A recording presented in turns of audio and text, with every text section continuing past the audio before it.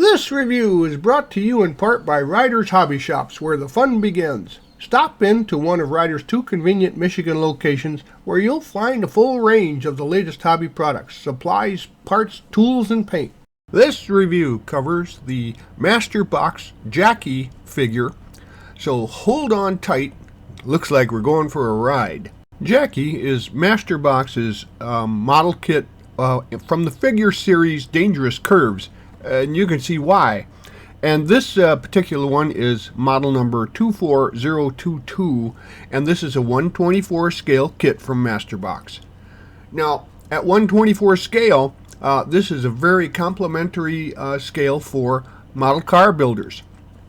So you can expect some pretty good detailing from this kit, and as you can see, it fits pretty well together. Most of the work on a figure model, of course, is the detailing, the paint, and how you present the model. As you can see, Jackie's sporting Pravda shoes. She's got a Halston dress, a Gucci purse, and just for giggles, a scarf from Tiffany's.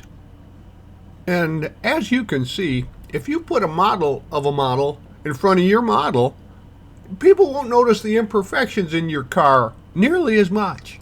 So they actually complement your display. Here is the layout of the kit. There's only 7 pieces.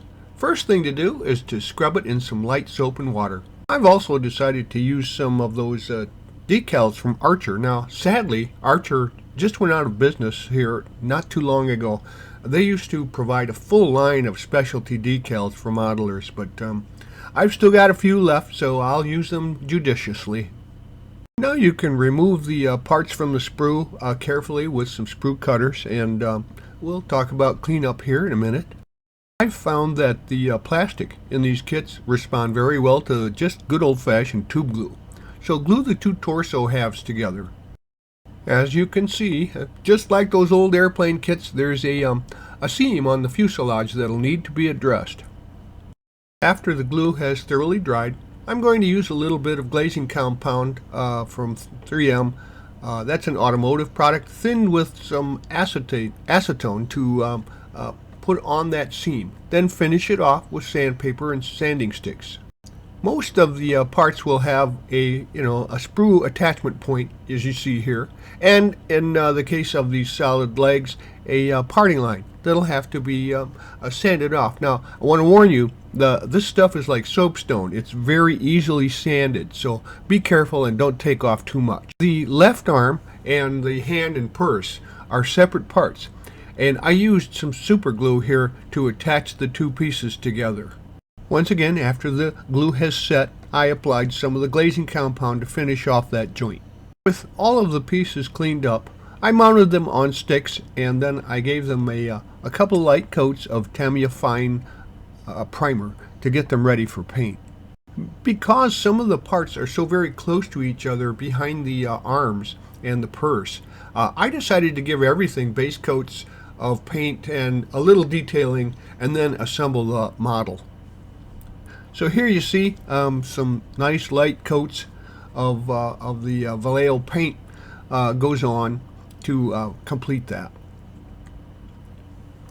This, of course, is skin tone on the legs, and it's applied, with thin coats. You'll want to do several light coats. It seems to work best with this paint because when you use a little water for thinner, it will tend to run if you put it on too thick.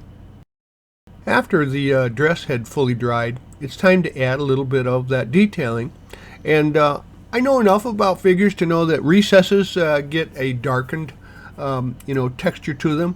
And that's done by lightly applying layers of thinned, darker color to the areas that are in recess or in shadow, like that area. And also remember that she's got detailing on both the front and her back, and as this particular dress seems to be pretty thin, you can see most of the features that need to be shadowed, and you just apply some of this lightly, then let it dry and add some more. You can also touch it up with your finger, so to speak, by removing some of that paint if it's too dark, too thick. If you want to make sure that it doesn't detract, you can't put it on too heavy. With the wrist joint on the left arm finished off, now we can add some of that darkening detailing to the finger areas, because in between the fingers is darker. Also, some areas around, the elbow, and even some of the inner arm and the upper arm on the inside where there's some shadowing. And it's the same principle, only this being a lighter color, you're going to want to make sure that you do not put too much of the dark shading on there. And if you do, you can use a light layer of skin tone again. After the base tone and some of the major shadowing has been applied and it's dry, we can remove the mounts from the legs and the torso and assemble the legs together at the top there. There's two surfaces where they're actually fit together at an angle, and they kind of help hold a proper pose. So we're going to glue those together, and then after those have dried, we'll add the torso as well. I would test fit it, make sure that you don't need to make some adjustments to the angle on the legs, and then go ahead and glue it into place on the torso just as you see here. Also, you might want to make sure that the angle is proper so that she stands on her own, and that is, of course, is pivot back and forth at the waist, and so that you make sure that you get a good center of gravity there. Here's a view from the back side of the model, and note that the legs are pretty, they fit there pretty closely. I will need to go back in and do a little touch up on those to make sure that they look more natural. I drilled a hole in the neck to insert a toothpick so that I could work on the head, and of course the skin tones were done earlier. Now I'm going to add some of the dark raw umber tone for the hair, and you just have to be very careful. This is a very small brush, a zero brush, so go ahead and put your base coat on the hair, and you've got the basis for your head. With the head drying, I decided it was a good time to pick out and detail the scarf. Now, I just painted this with a basic white color because I'm going to embellish it a little later with some red. You just have to be careful that you don't paint the skin, or you can get it on the purse because you'll be painting that after this. But go ahead and do that, and we can start the detailing there for that left hand purse area. And also, you'll notice if you mocked up the hand here, that you'll be able to see the back side of the purse and the back side of most of the scarf. So you'll need to detail that as well before you apply the arm to the body. With the back side of our Gucci purse painted, we're going to apply black to the forward side. I decided to paint that purse a black color. The scarf is all painted, so now you're going to want to be careful not to paint it black. I found that the hairlines were pretty nicely detailed, so I used a silver Sharpie to actually highlight some of the raised areas, and then muted them with a little thumb pressure there to make it look more realistic.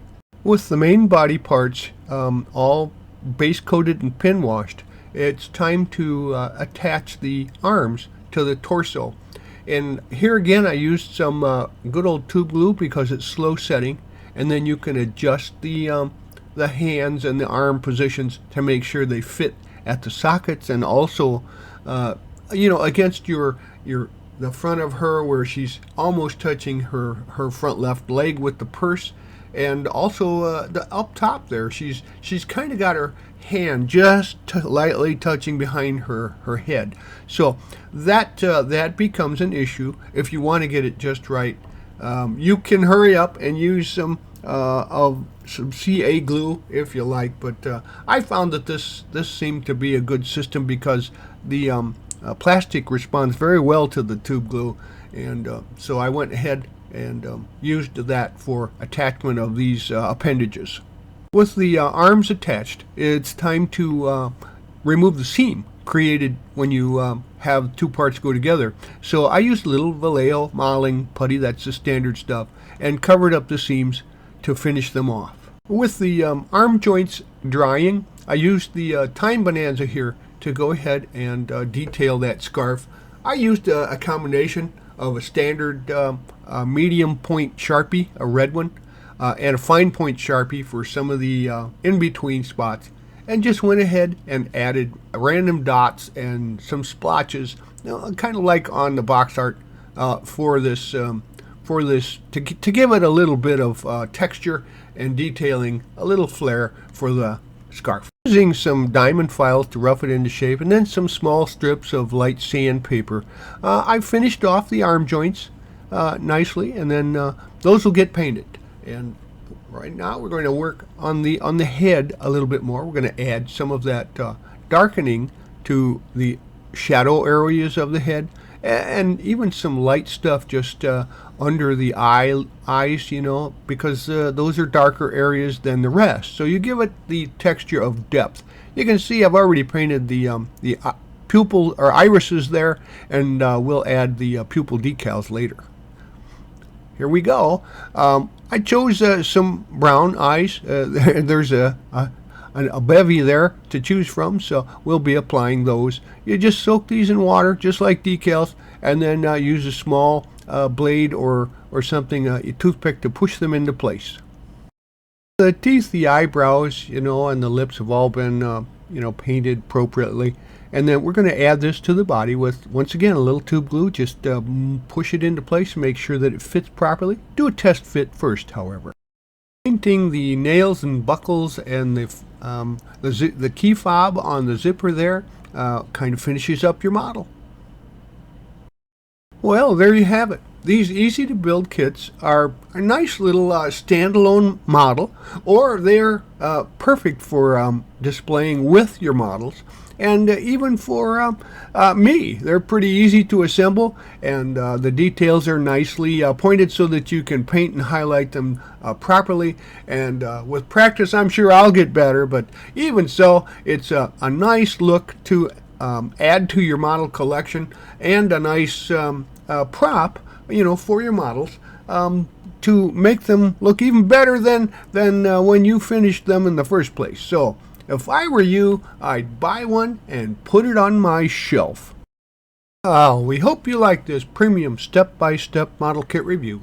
And so that you don't miss any more, please subscribe to our YouTube channel. You can find us on Facebook or at our website, rightonreplicas.com. Thanks.